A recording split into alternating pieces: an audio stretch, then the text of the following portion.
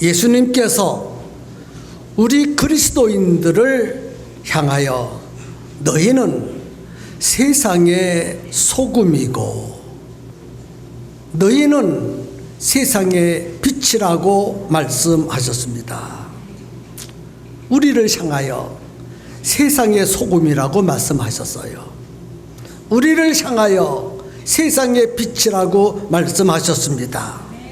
이 말씀은 소금과 빛이 꼭 필요하듯 믿는 우리들은 세상 사람들에게 꼭 필요한 존재라는 것입니다. 믿는 우리들은 세상에서 얼마나 중요한 위치에 있는가를 알려주시는 말씀입니다. 그래서 첫 번째 생각해야 될 말씀은 너희는 세상의 소금이라. 우리 함께 이렇게 외쳐보겠습니다. 나는 세상의 소금입니다. 시작. 나는 세상의 소금입니다. 소금이 없으면 우리 인간은 살아갈 수가 없습니다. 소금이 없다면 우리가 먹는 모든 음식이 맛도 없고, 소금이 없다면 모든 음식이 썩을 것입니다. 그리고 보존할 수도 없을 것입니다. 특별히 우리 한국 사람들은 김치를 잘 먹습니다. 김치 중에서도 김장김치 참 맛있습니다. 김장김치는 보약 중에 보약입니다. 김장김치가 세계적인 음식입니다. 그런데 이 김장김치를 담글 때는 반드시 소금이 필요합니다. 소금이 없이는 김장김치를 담글 수가 없습니다. 믿는 우리 그리스도인들을 향하여 오늘 본문의 주님께서 너희는 세상의 소금이라. 이 말씀은 김장을 담글 때 소금이 꼭 필요하듯 우리 믿는 사람들은 세상 사람들에게 꼭 필요하다는 것입니다. 소금 없이 세상 사람들이 우리들이 살아갈 수 없듯이 세상 사람들은 죄악 가운데에서 죽었습니다. 복음을 전할 수 있는 그리스도인들이 없다면 영적으로 죽어있는 세상 사람들을 살려낼 수 없다는 것입니다. 그래서 세상 사람들에게는 우리 그리스도인들이 반드시 필요한 것입니다. 살아있는 물고기에는 소금을 치지 않습니다. 죽어있는 물고기에 소금을 칩니다. 만약 죽어있는 물고기에 소금을 치지 않으면 잠시 후에 썩고 그리고 냄새가 납니다. 그 죽어있는 냄새가 나는 썩고 있는 그 물고기에 소금을 탁탁 뿌리면 냄새가 중단되고 썩는 것이 중단되고 보존됩니다. 하나님께서 너희는 세상의 소금이라 하신 말씀은 이 세상은 썩고 냄새가 나는데 썩고 냄새나는 세상에서 소금의 역할을 감당하라는 것입니다. 창세기 6장 12절에 하나님이 보신즉 땅이 패개하였으니 이는 땅에서 모든 혈육이 있는 자의 행위가 폐괴함이었더라. 하나님께서 이 땅을 내려다 보시니 땅이 폐괴하였습니다. 땅에 있는 모든 사람의 행위가 부패했다는 말씀입니다. 그래서 잠시 후에 하나님이 큰 홍수를 내리셔서 땅에 사는 모든 인류를 진멸해 버렸어요. 왜? 심히 부패했기 때문에, 썩었기 때문에, 더 이상 그냥 둘 수가 없기 때문에 청소해 버렸다는 말씀입니다. 결혼은 두 종류가 있습니다. 한 종류는 수정란, 한 종류는 수정되지 않는 결혼이 있습니다. 그런데 겉으로 보기에는 똑같습니다. 똑같이 좋아 보입니다. 그런데 부화시켜 보면 수정된 결혼과 수정되지 않는 결혼이 분명히 구분됩니다. 수정이 안 된 결혼은 시간이 지나가면서 썩어버립니다. 그런데 수정이 된 결혼은 21일 만에 예쁜 병아리가 탄생해서 삐약삐약, 어떤 병아리는 노란 병아리, 어떤 병아리는 까만 병아리, 삐약삐약 얼마나 예쁜지 모릅니다.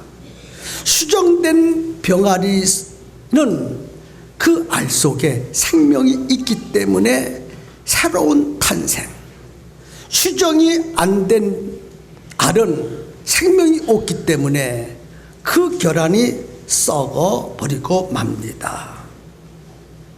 생명이 있느냐 없느냐에 따라서 병아리가 될 수 있고 썩어질 수 있다는 것입니다.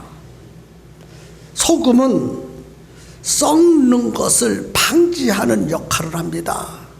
그런가 하면 소금은 새로운 생명을 탄생시키는 역할도 합니다. 그래서 하나님께서 우리를 향하여 너희는 세상의 소금이라, 썩어져가는 사람 속에 들어가서 썩지 않게 하라. 생명이 없는 세상 속에 들어가서 생명을 심어 주어라. 그렇게 말씀하시는 줄로 믿으시기를 바랍니다.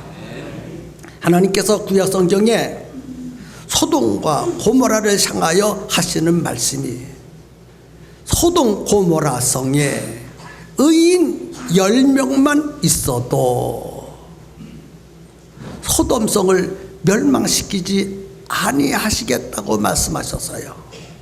그 의인 10명을 통해서 부패되었어 썩어 냄새나는 소돔과 고모라 성을 살려 구원하여 주시겠다는 것입니다. 의인 10명만 있으면 그 10명을 통해서 하나님은 역사하시겠다는 것입니다. 아멘입니까? 냄새가 나는 화장실, 그런데 그 냄새나는 화장실에 백합화를 갖다 놓으면 백합화에서 풍겨 나오는 좋은 향기가 화장실에 나쁜 냄새를 다 커버해 없어지고 향기로운 냄새를 풍깁니다. 그와 같이 그리스도인들은 세상 어떤 곳에 갖다 놔도, 세상에 썩는 곳에 갖다 놔도, 냄새 나는 곳에 갖다 놔도 백합화가 향기를 풍겨 화장실의 냄새를 없애주듯 그리스도인들의 향기를 풍겨서 썩어져가는 세상을 썩지 않게 만들고 고약한 냄새를 좋은 냄새로 만들어주는 역할을 하라고. 너희는 세상의 소금이라. 썩어져가는 것을 막도록 하는 역할을 우리 보고 하라고 말씀하신 줄로 믿으시기 바랍니다. 성도 여러분, 하나님을 모르는 세상 사람들은 의미 없는 인생을 살아가고 있습니다. 아침에 일찍 일어나서 종일 일하기에 수고하고 저녁에 와서 저녁밥을 먹고 피곤하기에 잡니다. 매일매일 반복적인 생활을 계속하면서 인생을 살아갑니다. 아침에 일찍 일어나서 하루 종일 땀 흘려 일하고 저녁에 와서 잠자고 어제도 그리했고 오늘도 그리했고 내일도 그리하고 왜 그렇게 매일매일 수고합니까? 잘 살아보려고 몸부림치는 것입니다. 그런데 매일매일 잘 살아보려고 몸부림치지만 살다 보면 마지막에는 죽습니다. 그러니 결국 모든 사람은 죽으려고 수고하고 죽으려고 몸부림치는 거예요. 여러분은 세상 사람들은 잘 살아보려고 몸부림치는데 결국은 다 죽는다는 것입니다. 그렇게 수고하고 그렇게 몸부림치지만 왜 사는지 모르고 세상 사람들은 살아가고 있습니다. 소망도 없고 위로도 없는 세상에서 매일매일 죽을 때까지 반복적인 수고만 거듭거듭합니다. 거기다가 여러 가지 질병과 환난과 고통과 역경을 겪으면서 삽니다. 그러므로 인생이 무엇이냐? 고난의 연속이다. 마지막 결국은 어떻게 되느냐? 죽고 만다. 이런 사람들에게 우리 그리스도인들이 해야 할 일은 인생이 무엇인가를 바로 알려주어야 합니다. 내세가 있다는 사실을 알려주어야 하고 행복이 무엇인가를 알려주어야 하고 기쁨과 즐거움과 의미 있는 인생이 무엇인가를 분명히 알려주어야 합니다. 반드시 아주 절대적으로 정말 진실로 참으로 세상 사람들에게 우리 그리스도인들은 예수 그리스도를 알려주어야 합니다.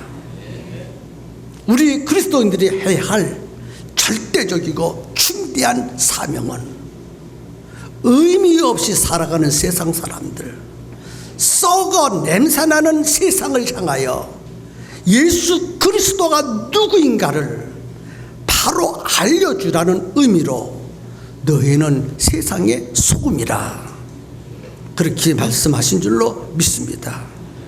우리는 세상에서 소금 맛을 내야 합니다. 소금이 짠맛을 내므로 모든 음식에 들어갈 때에 맛없는 음식을 맛있게 만들어 가듯 소망이 없고 맛없는 세상에서 예수 그리스도의 맛을 내서 맛있는 세상으로 만들어야 되고 썩어져가는 세상을 썩지 않게 만들어야 될 중대한 사명이 우리에게 있기에 너희는 세상의 소금이라고 말했습니다. 맛없는 세상, 썩어져가는 세상에게 무슨 맛을 내야 합니까? 소금 맛을 내야 합니다. 소금이 무엇입니까? 소금의 맛을 낸다는 말이 어떤 의미가 있습니까? 예수 그리스도의 맛을 내라는 것입니다. 오직 예수 그리스도 밖에 세상을 맛있게 만들고 썩지 않게 만들 재료가 아무것도 없습니다. 정치적으로 아닙니다. 지식으로 아닙니다. 돈으로 아닙니다. 맛없는 세상을 맛있게 만들 수 있는 유일한 재료는 예수 그리스도밖에 없습니다. 그러므로 맛없는 음식을 맛있게 만드는 것은 소금입니다. 적당량을 각각 음식에 넣으면 참 맛있습니다. 아무리 고기가 맛있어도 그 속에 소금이 들어가지 않으면 맛이 없고, 김치가 아무리 맛있어도 그 속에 소금이 들어가지 않으면 김치 맛이 없어 못 먹습니다. 반드시 소금이 음식 속에 들어가야 음식이 아주 맛있습니다. 세상에 맛을 낼 수 있는 유일한 재료는 예수 그리스도밖에 없습니다. 너희는 세상의 소금이라, 이 말은 소금 대신 예수님의 맛을 너희들이 세상 속에 들어가서 내라는 것이에요. 썩는 것을 막고 맛없는 것을 맛있게 만드는 중대한 사명이 우리 그리스도인들에게 있다는 거예요. 가정도 맛을 내는 것이 행복한 것입니다. 사업도 성공하는 것이 맛을 내는 것입니다. 하는 일이 잘 되는 것도 맛을 내는 것입니다. 이 모든 맛은 오직 예수 그리스도밖에 없습니다. 진정한 맛, 참맛, 행복하고 즐거운 맛, 예수 그리스도밖에 없는 줄로 믿으시기를 바랍니다. 그래서 우리를 향하여 너희는 세상의 소금이라, 우리 팽성교회가 이 지역에 예수님의 맛을 내는 진정한 소금이 되기를 주님의 이름으로 축복합니다. 가정도 예수님의 맛이 있어야 돼요. 예수님의 맛을 내야 그 가정이 진정한 행복이 있고 기쁨이 있습니다. 우리 소금 맛을 많이 맛있게 낼 수 있기를 주님의 이름으로 축복합니다. 두 번째는 너희는 세상의 빛이라. 빛은 참으로 귀중하고 절대로 필요합니다. 빛이 없으면 생명도 없습니다. 빛이 없으면 식물도 자랄 수 없고, 동물도 살아갈 수 없고, 우리 인간도 살아갈 수 없습니다. 그래서 하나님께서 우주를 창조하실 때 첫 번째 창조한 것이 빛입니다. 빛이 있으라. 그만큼 빛이 귀중하다는 것입니다. 그런데 예수님께서 우리 믿는 사람들을 향해서 너희는 세상의 빛이라. 빛은 캄캄한 세상을 밝게 해줍니다. 캄캄한 세상을 밝게 비추는 빛과 같은 존재가 우리 그리스도인들이라는 것입니다. 너희는 세상의 빛이라. 너희는 세상의 빛이라. 이 말은 세상은 어둡다는 것입니다. 에베소서 4장 18절에 저의 총명이 어두워지고 저의 가운데 있는 무지함과 저의 마음이 굳어짐으로 말미암아 하나님의 생명에서 떠나 있도다. 세상 사람들은 총명이 어두워졌어요. 물론 이 세상에는 지식도 있고 철학도 있고 문학도 있고 예술도 있고 과학도 있습니다. 그러나 그들 영적 상태는 어두운 가운데 있습니다. 세상 사람들은 캄캄한 가운데 있습니다. 영적으로. 이렇게 세상은 캄캄한 세상이에요. 그래서 세상이 얼마나 캄캄한지 하나님이 안 보여. 세상이 얼마나 캄캄한지 천국이 안 보여. 세상이 얼마나 캄캄한지 나의 인생의 미래가 안 보입니다. 세상이 얼마나 캄캄한지 우리 자손들의, 우리 아들, 딸들의 미래가 안 보입니다. 캄캄하기 때문에 그렇습니다. 우리는 지난 주간에 충격적인 뉴스를 접했습니다. 북한의 제2인자 되는 장성택, 그분이 그렇게 발로가 비참할 줄이야 누가 알았겠습니까? 당사자인 본인도 그의 마지막이 그렇게 비참할 줄이야 꿈에도, 아니 상상도 하지 못했을 것입니다. 여러분, 장성택 씨만 그렇겠습니까? 세상 사람도 그렇습니다. 하나님이 안 보이는 사람이 그렇다는 거예요. 천국이 안 보이는 사람이 그렇다는 거예요. 우리의 미래가 캄캄해서 안 보이는 사람이 다 그와 같다는 것입니다.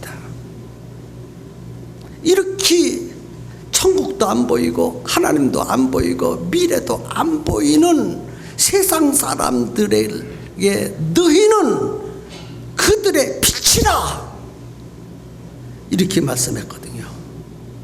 여러분, 우리는 그들에게 빛을 비춰야 됩니다. 밝은 빛을 비춰야 됩니다. 왜? 너희는 세상의 빛이라고 했으니까.